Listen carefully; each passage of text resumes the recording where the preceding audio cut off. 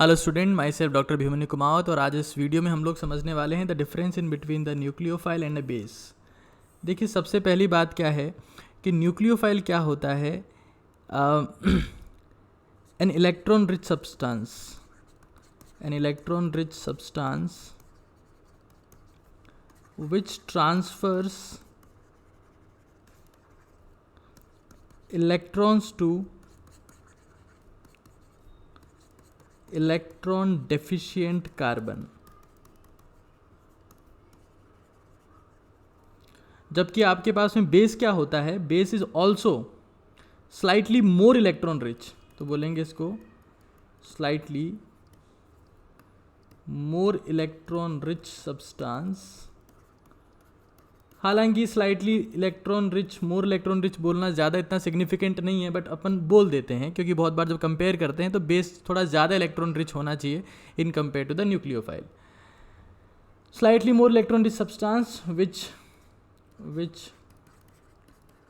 Transverse electron to electron deficient hydrogen.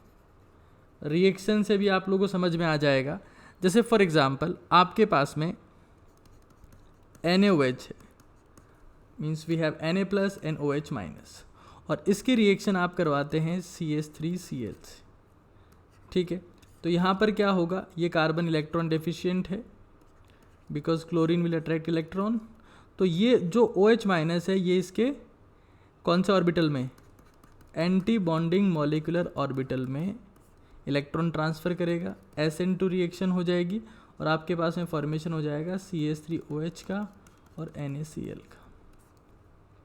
तो यह जो आपके पास में इलेक्ट्रॉन रिच सब्सटेंस था, इलेक्ट्रॉन रिच पार्ट बोल सकते हैं आप इसको, NaOH का, उसने कार्बन को इलेक्ट्रॉन ट्रांसफ़र किया।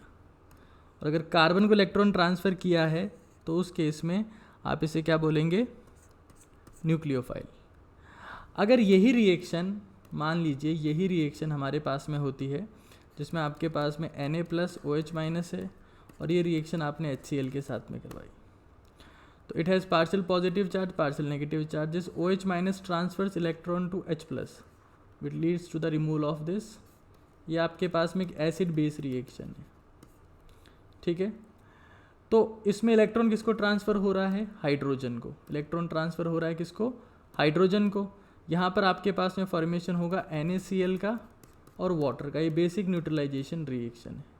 तो जो OH- है उसने यहाँ पर एज ए बेस वर्क किया है।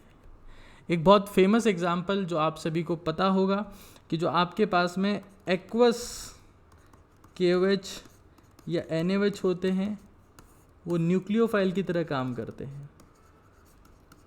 ठीक है, जबकि जो आपके पास में एल्कोहलिक KOH या NaOH होते हैं वो एज ए बेस काम करते हैं।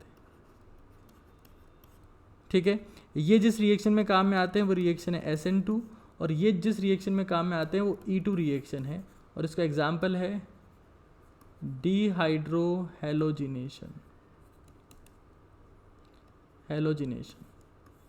ठीक है, तो उम्मीद करता हूँ आपको ये बात समझ में आई होगी। आज के लिए इतना ही है, थैंक यू।